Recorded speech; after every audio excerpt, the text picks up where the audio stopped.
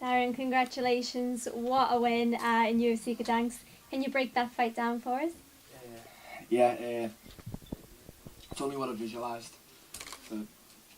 since my last fight. Just every day in the gym, just seeing not even Cowboy fall, but just a body fall in front of me, and it happened. And did you expect it to happen so quickly as well in round one? A little bit, yeah. I expected like first, second round, just because of how powerful I am right now. And, I'm just so powerful, and I knew as soon as he walked in the cage that I had his number. He didn't know how to take me. When the fight was booked and that, and a lot of people were saying they don't know me and Cowboy's like he doesn't care. And I never ever took disrespect or anything like that. But when people actually see me in the flesh and they see how I carry myself around, they see that it's not fake. I'm not like a fake confidence. I'm just totally believing myself. And when he walked into that cage, you could just feel it, that air of confidence from me. And I already knew I had him as soon as he walked in. Oh, so there was a little bit of drama at the end. You called out Mike Perry. Why was it him in particular that you wanted to fight? Well, I didn't call him out. He said that Cowboy was going to beat me on Twitter, and I said that he wouldn't. And after I beat Cowboy, I was in my mind going to call Mike Perry out, but he got the fight booked with Santiago, who I wants to fight as well. So I don't really care about him now. The fight can happen if he beats Santiago, which I don't think he will do, and then we can get it on. But right now, he's got a fight book, so I don't really care. And if obviously that fight is next for you after that one with Santiago, can we expect to see UFC coming to Liverpool for a main event? It has to now, doesn't it? They've never been. They had the opportunity to, go. When my Team Carbon was flying the radar for Europe years ago, Terry Etten, Paul Kelly, Paul Sass, all them guys, and they nearly came. And now, I'm one of the few guys in Liverpool and Britain, flying the flag, and they've never been to Liverpool. And you've just seen how many guys from Liverpool were there. So can you imagine if they go to my hometown? So yeah, it definitely needs to happen now. Darren up here. Congratulations on the win. We see Michael Bisping's gone on and won a world championship. When we spoke to you for the very first time over in Dublin, you told us you were going to be the next British UFC world champion. You're one step towards that. How much is someone like Michael Bisping an inspiration to you as you go on your journey towards the top of the sport? Well, I said I was going to be the first, and he beat me to it, so that's a sore thing, Michael, come on. But no one inspires me. No one's my hero. I don't look up to anyone. I inspire myself, and it might sound like arrogant or something, but I just don't look up to anyone. I never have, and I never will. If there's one guy I could say, it's probably my teammate Terry Etten. I've looked up to him ever since I was a kid, ever since I seen him train him. But I just respect Michael. What he's done, what he's doing, how tough he is, everything he's done in the sport, is, you have to take your hat off to a guy like him, but he doesn't inspire me. No one does, that's not an arrogant way or anything, it's just no one inspires me. And the talk of potentially the UFC coming to Liverpool. Liverpool is a very special sporting city. For those who perhaps don't quite have that grasp of that, explain just what a UFC event would be like if they did something at somewhere like the Echo Arena in Liverpool. I never forget Dana saying about Dublin, the way he said there was never an atmosphere like it, and I fought in Dublin. Dublin's a crazy place, the fans are crazy for it. I think the Echo could really top that. I think Liverpool could definitely top it. When they get behind one of their own, they really get behind one of their own. You've seen them all then, they're going nuts, and this is Poland, Liverpool would just be insane. We've got the stadium there. I think it holds like 15,000, so the UFC needs to come to Liverpool. It's such a sporting city, MMA is coming now. You've got so many fighters, so many MMA fighters from Liverpool coming up. But if you just look at boxing, we've ruled for years in Britain. We're such a fighting city, and it needs to happen. I keep saying it, And last one from me. You're currently competing at welterweight. You're still quite young in the sport. How long do you think you can compete at 170 before maybe you have to start considering the potential move up to 185? Everyone knows I fought this year, after a long layoff in Sweden, and everyone knows I didn't make weight in Sweden, and I said it would be the first and last time it happened, and it was. I've made championship weight twice now, and people always go on how big I am for the weight, and I really am big, and I'm not one to say it's ever an easy weight cut, because fighters say, oh yeah, this is my easiest weight cut, and they're just lying. Weight cutting's not easy. But this week, you know, I usually get prepared for a long sauna session and, you know, getting the last pounds off, and it's always a struggle. This week, you know, I started my weight cut on Thursday about 6 o'clock, and I was on weight by 9. You know, you see me having a glass of Coke, you know, so I've never done that in my life, and I haven't had 15 MMA fights. I've had a ton of Muay Thai fights. I've boxed, you know. I've never been able to do that. So right now, I'm strong at welterweight, but I definitely know I'm going to have to go up to middleweight and bust a few guys up there. So we'll see. Just quickly, Darren, you've obviously got a big fight on the horizon next, whoever it may be. What schedule works for you? I mean, do you want to try to squeeze one more in this year, or do you think maybe, you know, shut it down, enjoy the holidays, and pick it back up next year? What's the right plan for you? I would, but you know, you have your team around you, and they advise you best.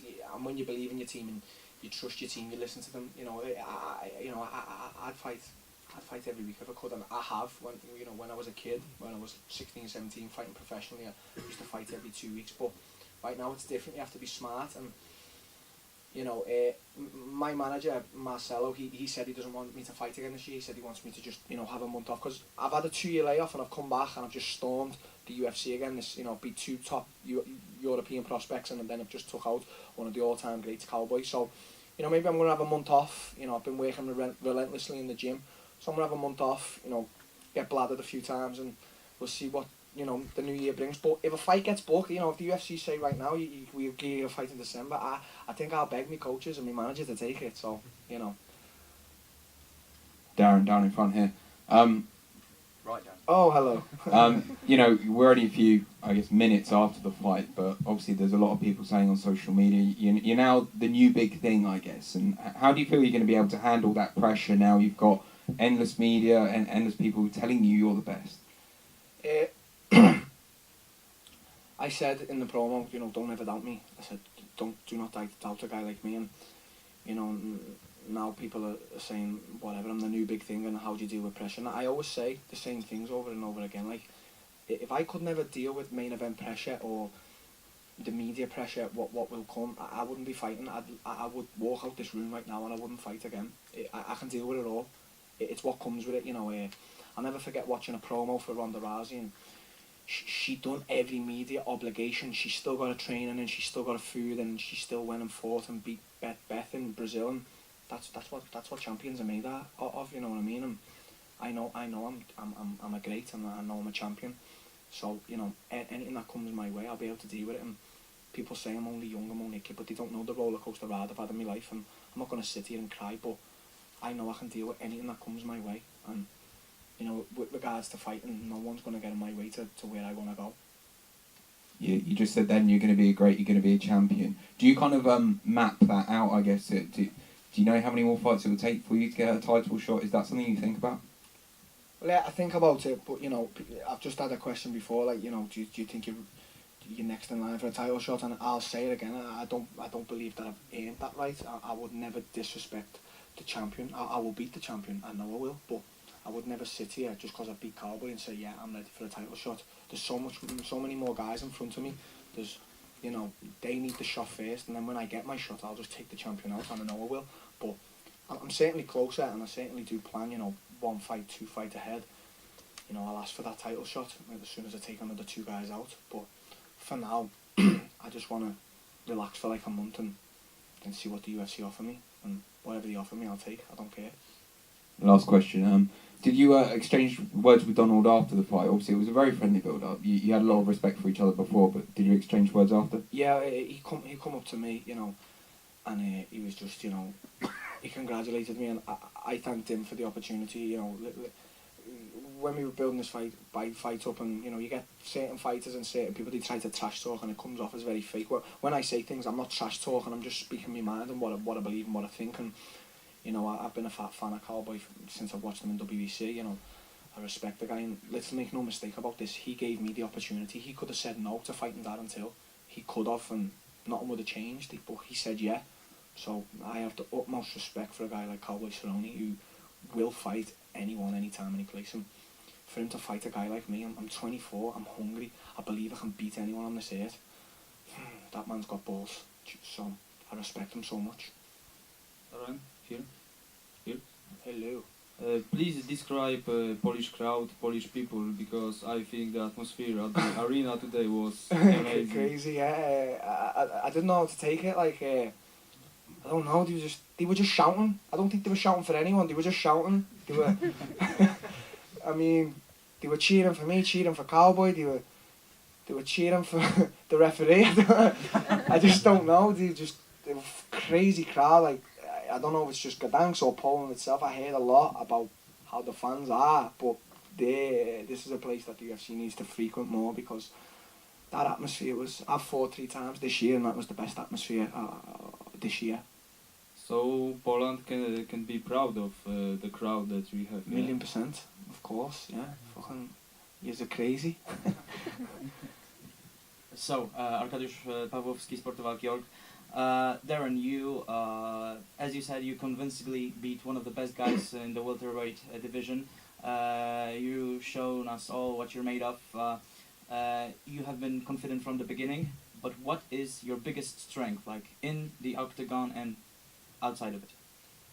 In the octagon, I believe I'm the most intelligent fighter. I don't believe it's the strongest or the best black belt on the ground or the best striker. I believe I'm the most intelligent. I believe I control everything so well. Cowboy was throwing push kicks, and people see me get low kicked in my last fight and they took that as a weakness. I was letting Boyan low kick me in my last fight. I was drawing him in to what I wanted. People always say, well, how are you going to deal with this pace? They said at my last fight, how are you going to deal with Boyan's pace? How are you going to deal with Cowboy's pace? They have to worry about dealing about my pace. I bring them into my world, and my world is different. When you're in my world, it's my rules, and that's what I do with every fight. And outside of it, I'm just normal. I'm just normal. I'm fucking crazy. I'm crazy. But I've just, ever since I was a kid, when I found fighting, I tried to do 9 to 5 jobs with my dad and my uncle, and I just fighting. I didn't want to go to school. I didn't want to do anything. Right now, it's all paying off. That's a great example for the kid, by the way. Okay. Stay in school, kids. Don't listen to me. I'm crazy. Yeah, and about Thursday, when you had the face-off with Cowboy, he was. We didn't know what he was talking about, but he was telling you something during the face-off, and he told me that he was telling you to lighten up, kid. Lighten up. Don't be so tense. He was giving me pointers. He was telling me how main events work. I have to listen to a guy like him. He knows what he's talking about, and I wasn't trying to intimidate him or nothing. Just coming in with my normal traditional face-off. I put my hands behind my back, and he's saying, loosen up, and I'm like, okay, Cowboy, if you say so. But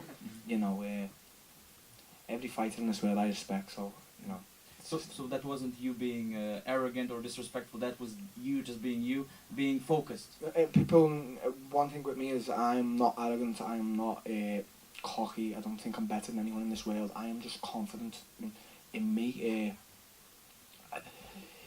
Yous all aren't going to believe in me if I don't. No one, my mum, my coach, I need to believe in myself, so I do 100%, and I don't really give a fuck what anyone thinks, if they think I'm being arrogant or what. It's definitely not arrogance, it's just my confidence. It's just, that's who I am. I'm not fake, I'm not anything. I'm just very, very confident. Darren, can you explain for us just how valuable the time you spent down in Brazil was for your career and your growth as a fighter, and also how important it was for you to come back home and train out of Liverpool again?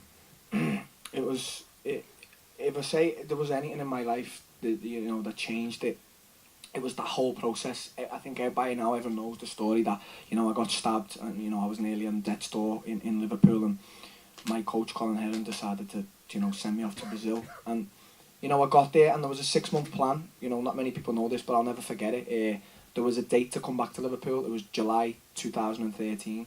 I think it was the 13th of July 2013 to come back to England after being 6 months in Brazil. Like, that was 6 months was going to change me in Brazil, and I ended up going out there, and as I've just said, I'm crazy. I got a girl pregnant, and she's like, well, what are you doing? You're going to stay or go? And I'm like, well, I've got to fucking stay now, haven't I? So so let's make a life in Brazil, and that's what I did. I adapted. I didn't speak any Portuguese, and I'll never forget going into supermarkets and not being able to say a word, and the girls are all like laughing at me because I didn't speak the language, and I thought, oh, well, I'm going to learn Portuguese now, and I'm just going to set myself up out here, and I know that I'll get to the UFC doing that. And everything I've said and done, everything I've said in my mind, I've done, and it's all coming true. And you know, it only comes true when you work hard and believe in shit like that.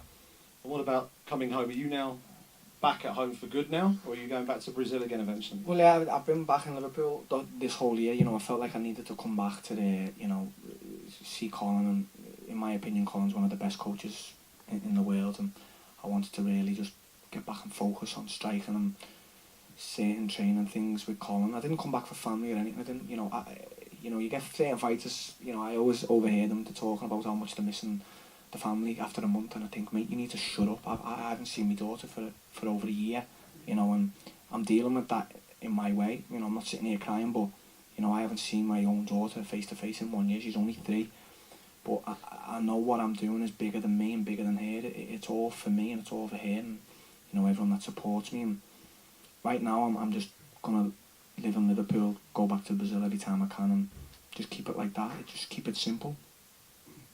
Darren, here. Hello. Hey, congrats on your win. Thank you.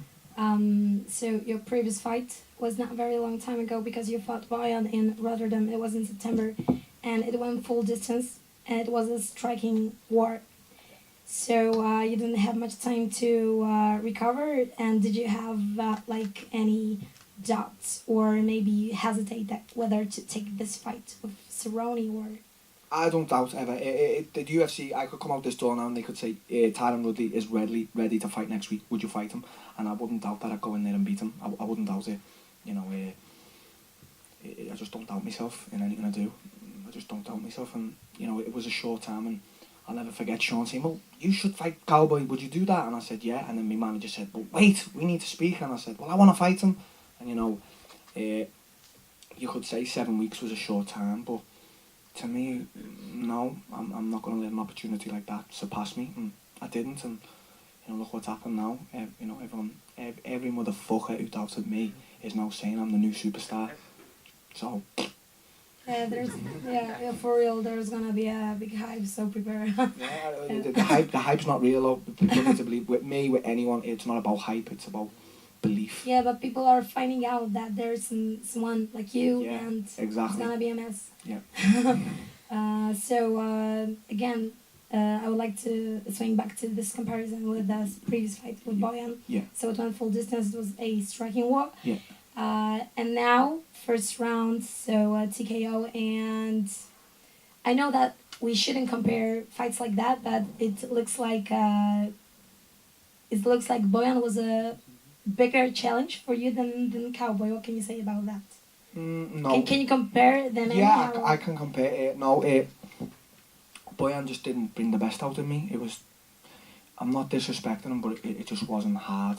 You just said it was a striking war, and you know, people saying, like, oh yeah, like, you know, visually, because visually, we don't feel. of course. Yeah. But you know, like I remember my coach Colin saying to me after the fight, "Why was you letting him low kick you? We all know you was doing it on purpose," and I was bringing him into my game, drawing him in, you know, letting him feel comfortable getting that leg kick off. And I noticed that Cowboy tried to leg kick me a few times, and if you notice the fight with Bojan and Cowboy, when Bojan leg kicked me, I let him. When Cowboy did it tonight, I didn't let him. I didn't let Cowboy get into that little. Every time he low kicked me, I threw the left hand if it landed or what.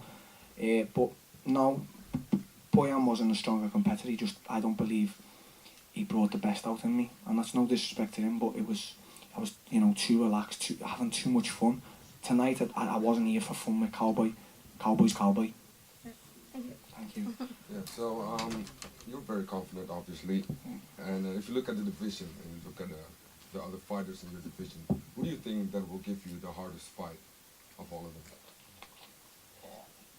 A guy that can bring me up my pace, a guy who can just come in, doesn't give a fuck about what I do, and just drives me to the fence, tries to throw me on my back and just beat the shit out of me. You know, I mean, I hope they're not watching now because they're all going to do it. Shit, what have I said? Do you have a name in mind? Sorry? Do you have a name in mind? I think really the hardest person in the welterweight division is Damian Maia. I do. It's just, we've seen time and time again, you think, oh yeah, I can. It's mad being in that world of like the grounds. I always think about with my coach, Marcelo Brigadier, when he'd call me to roll and I'd be like, I'm going to do this, I'm going to do that. They just bring it into this crazy world of false sense of security, and they just fucking strangle the life out of you when they're ready. And Damien does that. Damien doesn't come in to punch or whatever. He thought he was a striker a few years ago, and now he's gone back to what he knows, and he is, to me, I think he's the biggest challenge for anyone. I know Corby's fighting him now, and Corby's a relentless wrestler, but I believe that Damien is the hardest fighter in the welterweight division.